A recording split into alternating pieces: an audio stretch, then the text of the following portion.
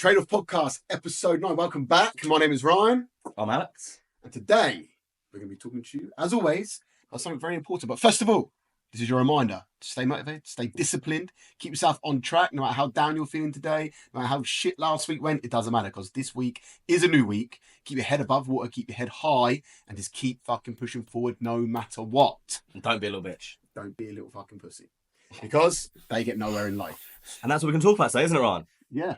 How you get somewhere? Oh, sorry. How to get somewhere? With risk. With risk. Taking risk. Taking risks in life. Ryan did read the memos. I didn't read the memos.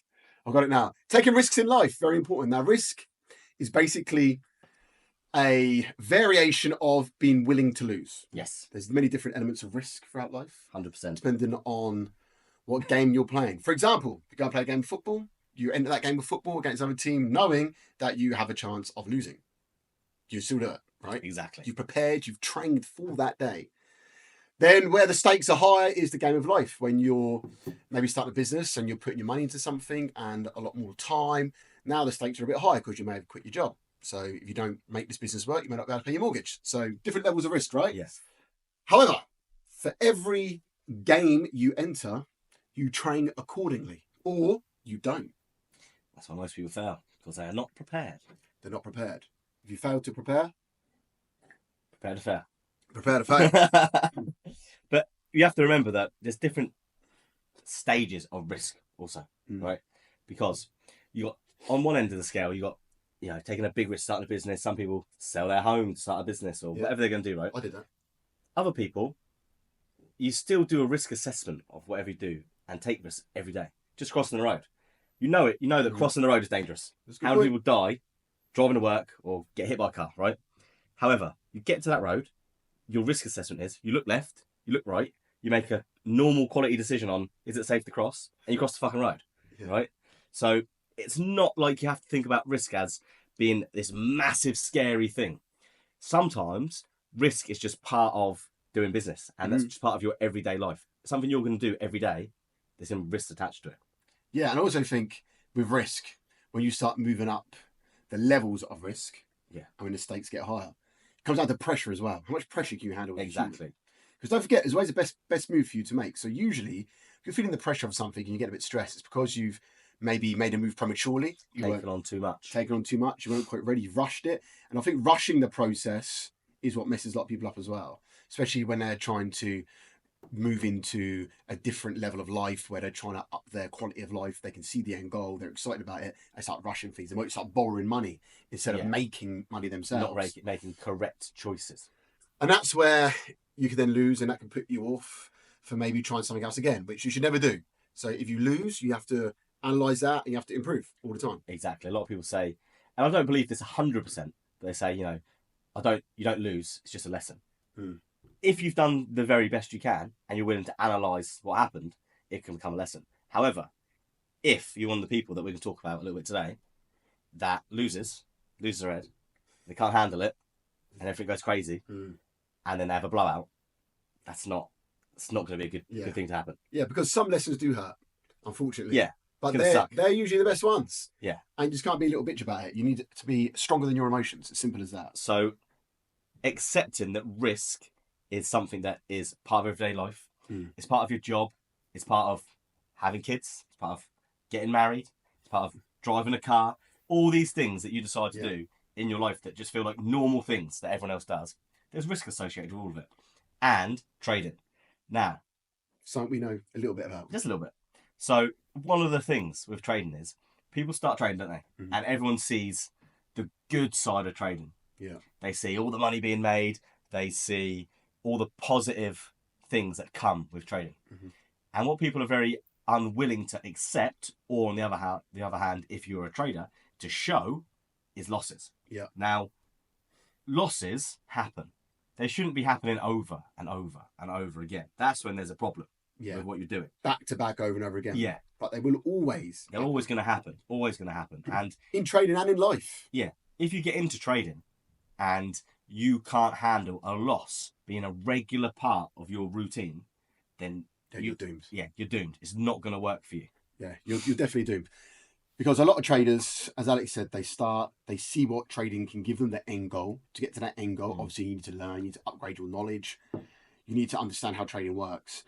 A lot of people don't associate what else comes with that. So with anything in life, let's say you follow your favourite football team, right? Yeah.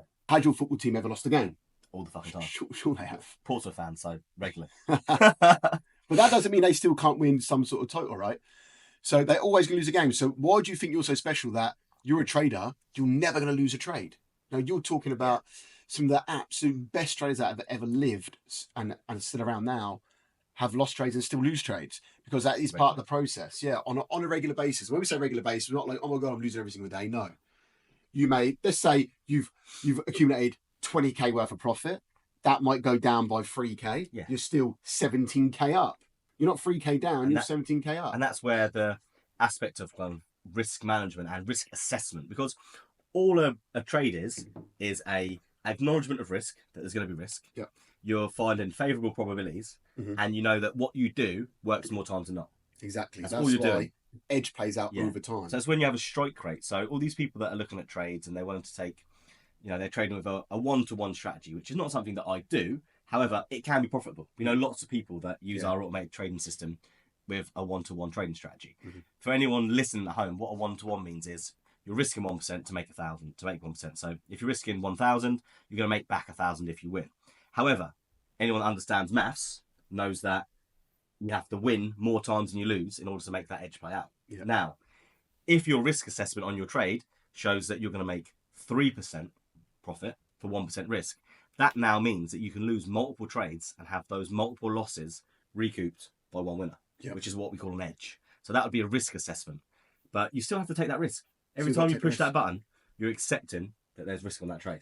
Imagine life without no risk. Imagine where you would be if you just said, look, I'm going to play it safe my whole life. I'm not interested in doing that by any means. But I'm going to play it safe my whole life. I'm just going to get a normal job, make sure I've got a wage coming every week. I'm not going to go and do anything extraordinary. I'm just going to play it safe. I'm going to stay within my comfort zone, and I'm just going to make sure that everything is done 100% by the book in terms of textbook life. It's boring as fuck. Some of the most amazing adventures and most amazing inventions and people and experiences happen because people took risks.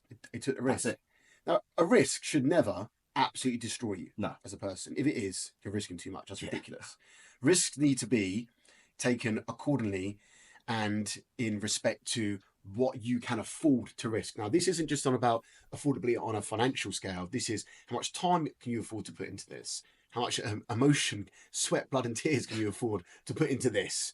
Now, how much can you put into this in terms of, are you putting your family at risk if this doesn't go right? You should never risk everything all on one thing, because now you start feeling the pressure and the stress, then you start making bad decisions.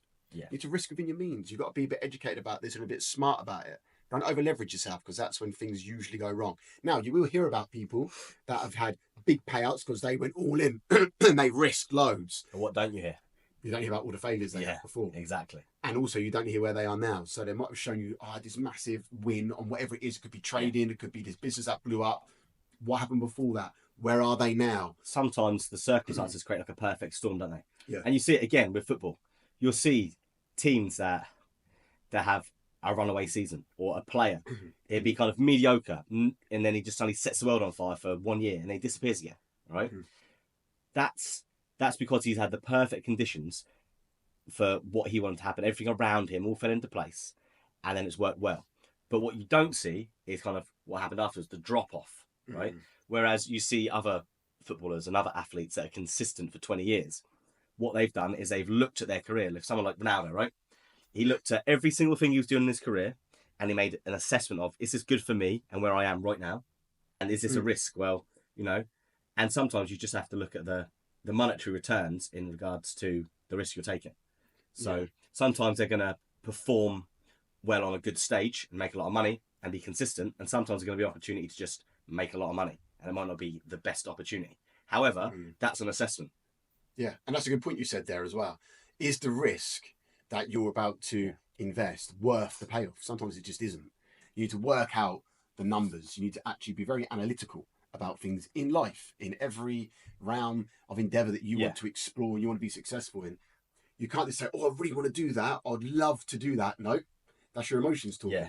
Because you like that. You want to do this specific thing. Not thinking it with a kind of thought out process and a plan. Yeah, because so many people start businesses they've tried to start a business because they love doing something. That business is failed. They've lost money, time, and they've put themselves at a tremendous amount of risk just for doing something that they love. You can't do that. There may be something you love doing, but that doesn't mean it works out as a good business venture. So you always need to be thinking with an unbiased mindset about how you feel about something, because your emotions will get in the way of you being successful. You have to be very analytical, and facts are facts. Yeah. Remember that. Don't let your heart drive you in a direction which is going to absolutely ruin your life just because you're so passionate about. It could be anything. I'm really passionate about teaching people how to play the guitar. So you want to open up a massive guitar store, and you want to do guitar lessons inside this store. You've got this beautiful place where people can come and have guitar lessons with you. Now you've got overheads of this lovely big guitar store that you've made. You now got to pay advertisement costs to get people in. You've got all these overheads where most probably you'd have been better off just chilling out at home and just maybe put something on Facebook and I want guitar lessons. Yeah, or making an online course. Something like that. Yeah. Exactly. It would have been much more affordable. You wouldn't have had the risk. Now, if you don't get any people to come in to do guitar lessons, guess what? You've got the overheads and a 5-year lease of this big building you've disinvested in. Bankruptcy. It's ridiculous. And you must have spent X amount of thousands on kicking this building out. So that would come at a point where you've progressed to get to that point. You wouldn't just jump straight into that because you love giving people guitar lessons and you really want this big office. Loads of people make that mistake, by the way. They start a business, they immediately think, I need an office. Yeah. Then now they're replacing progress with buying things. Yeah. I see we do this all the time with business. People buying a new computer and buying a bigger office and buying a new sofa for your office and a fancy coffee machine. That's not progress. That's not progress. That's money going out. That's money going out. That's not money coming in. Yeah, you're just purchasing liabilities. Obviously, some of that will be an asset. However, you go and buy a computer, yes, it can be a tax write-off. However, it becomes a depreciating asset because we all know when you buy a Mac, after a year or two, it's worth fuck all, right? So, but that was a risk assessment done on that. Yeah. I need this piece of equipment to do this job. This job's going to make me money. I'll purchase this. Fine. But then when you start going over the top and buying, the speaker system and all the stuff for your office that you don't need, right? Yeah. It's just to make you feel better. Because what happens a lot of the time is people confuse spending money with progress. Yeah. So instead of pushing their business and their business going up, instead what they do is they buy things. The business is going like that. So they just buy things to make them feel better. So they're seeing some sort of progress. Yeah, but it's not real progress. It's not real progress. Do you know what quote comes to mind? All the gear. No idea. No idea. Exactly that. All the gear, no idea. Don't be that person. You need to progress through the ranks. And as you're progressing through the ranks, you're learning the important knowledge, which is going to help you progress even further. You can't jump from here to here. You just can't do that. No. You can try, and then you'll end up coming back down. You'll waste a lot of time and money. You progress through the rankings, and then you keep leveling up. Yeah. That's where you're learning the knowledge. That's where you're building up equipment that you need for if you was to run a business, for example, and you start building things up, and then you make the progress that way. Now, if you've got a load of money in the bank, and you think, right, I want to take the risk and invest in this business. It's great, yeah. Use all that money, buy all this stuff that you think you need, but guess what? It's just going to be a waste of fucking money. I know someone that got a big investment for their company. They went and got all the best people. They went and got all these teams. They spent all this money and all this stuff, and they just didn't even need it. It's because they had the money there to do it. Yeah. They ended up getting rid of loads of people who had all this stuff they didn't need. It's ridiculous. Especially as a trader, really all you need is some sort of laptop or computer setup and a TradingView subscription. That's it. Yeah, you don't even. And even with like things like a TradingView subscription, I think they start off at like £12. You can get a free one, and then it goes £12, 24, all up to like 70 quid. Make the assessment. Read what it comes with. Do I need that stuff? No. All right. Well, I'll just pay the £12 on that. And when I get to the level I need the 70 quid, we'll pay the 70 quid. People want to. A lot of people, what they do it in all walks of life, don't they? They start a new hobby or whatever. Yeah. People, I see fucking golf all the time. How many pairs of golf clubs do you see being sold on Facebook Marketplaces? Yeah, right? Yeah. They start playing golf. They play golf once or twice. They go, right, can I go buy all the gear, the shoes, all the clothes, the golf clubs? They get the membership. Yeah. After a month, they realise, the novelty's gone now, and they spent all that money. They've got to get rid of it. Yeah, and you just reminded me of something as well. A story that I'm going to tell you from a guy 2 weeks ago. Trading while learning to trade. He's not at the level yet where he's an independent trader. He's taken a few funded trading account challenges. He hasn't passed them. This is all for manual trading. And he said, you know what, actually? I think I was going to trade my own capital. Oh, God. I said, well, why would you do that? he said, well, I'm fed up trying to pass these challenges. I trade my own capital. I went, but the fact that you can't pass a challenge means you're just going to lose money trading your own capital. Why would you do that? If you can't even pass a prop firm challenge, make 10%, right, in unlimited time, why would you, on earth would you ever trade your own capital? Like, more money or instant money to trade with isn't going to solve your problem of being unskilled as a trader. You've proven to yourself already, you clearly cannot trade yet to the level that you need to be trading at. So anyway, what did he do? He got the next gen automation and he passed. No joke. He passed. He's like 60% up. But that's because he saw that and he was like, yeah, you're right. He then turned to the automation, spent some time in that, created some strategies. Yeah. To be fair, he's had a pretty good run, but he thought, all right, this is worth the investment. I clearly can't do it at the moment on my own. I'm going to get the system working for me whilst I'm still learning to trade in the background. Yeah. So he's kind of feeding his appetite of wanting to trade and passing that prop firm challenge with the automated system whilst he's learning to trade in the background. And we see that actually quite a lot. Again, it's a risk assessment, right? Is the fully automated trading software worth the investment here? Well, if it gets me funded, and even if I make 5% on a 100k account, that's $5,000. The system cost me $1,000 to sign up, bang, £150 a month. Great, it's well worth it. Yeah, that's the great thing about trading and prop firm challenges. The return on investment is huge. In regards to the automated trading system, when I do calls with people, that's something I put to them quite a lot. They're talking about, I think I might just use it on my own account. I said, why? I said, let's say you've got $1,000. It's now going to cost you $1,000 to get set up the automated trading system, right? So let's say you've got the automated trading system for $1,000. You've got $1,000 to trade with. You've now got to produce 100% returns on your investment. On your £1,000. On your £1,000 to pay for the software. However, if you spent £500, so you spent 1,500 quid overall, 500 on a trading account, on a prop firm, and 1,000 on the software, you got 100 grand. You now only need to make 1.5% over the course of 12 months to pay back your investment. Yeah, and that's it. And that's why it works, because the return on investment from prop firm challenges from successful traders is so huge. Unless you've got a huge pot of money, it's very different. When we started, there was no prop firms. No. It was invest your own money, trade it a bit more aggressively. You know, we were risking more than 1% when we very first started. Because account flips and stuff.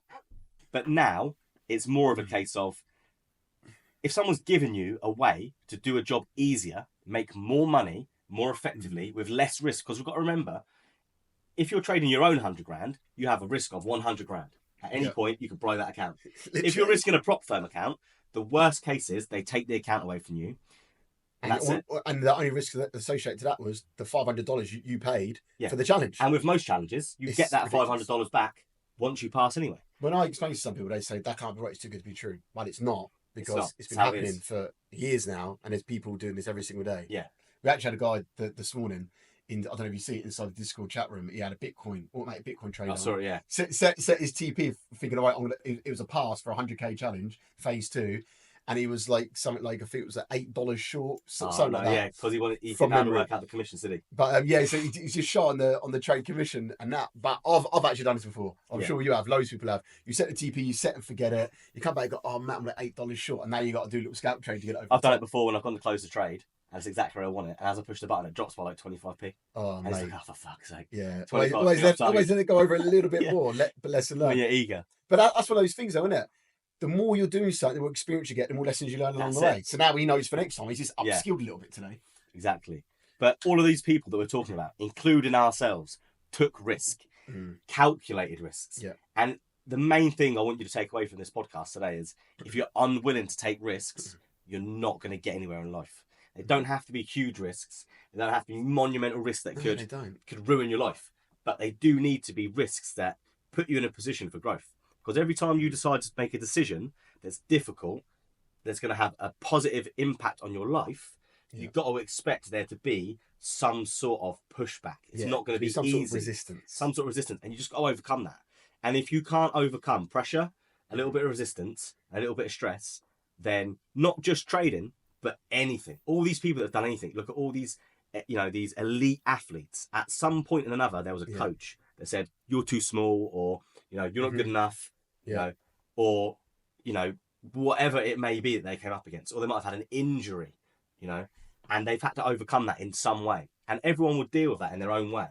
But doing a risk assessment on it and looking at it in little steps is a way to overcome that. Yeah, I think to kind of wrap it up, in every walk of life, you can't be scared. You can't be weak. If you are, then just be normal. Yeah. Play it safe. If you want more out of life, which most people do, and if you're watching this podcast, you obviously do. Yeah. You're most probably trying something right now. You are going to find that resistance. There will be painful days, weeks, and months. But that is creating you into the person that you need to become to be able to achieve what it is 100%. you've set out to achieve. You cannot just jump straight to the good stuff. There will be pain along the way, but also there will be good stuff. Yeah. There'll be highs and lows, but you're not got to care about either. I don't care about a good day today, don't care about a bad day today, don't care. We're going forward regardless. That's it. Don't care what happens today, still going forward regardless. And you just keep going, keep moving forward. If you do that, it's inevitable. You are going to achieve what you set out to achieve. It's impossible to stop someone that doesn't quit. Yeah, that just doesn't want to stop. That's it. I just don't want to stop. Stop me. I just don't want to stop though. Exactly saying it. I want to be successful. Try to stop me being successful. You're not, because I want to be successful. Exactly. Just keep going. And the only reason why people stop is because it does get hard. And you may feel like you're running out of time because you've got other things going on in life, or you're running out of money. But then there's still a best move for you to make. Yeah. Regardless of how much time or money you've got, you need to work out the best move, because there is always, no matter what, a best move for you in your life. You just got to drop the emotions and you got to think about it. Just analyze. What is my best move today? Once you work that out every day, all these best moves will compound and it will move into a fucking great move. Exactly. And then before you know it, you're where you want to be. Well, actually, you're not, because as soon as you get close to it, you realise what you can achieve, then the goal just gets even bigger again. You're always chasing it. Always. Always chasing, but we know what we signed up for. Yeah, exactly. Well, great podcast today. Yeah. Sick. We'll catch you on the next one. See you later.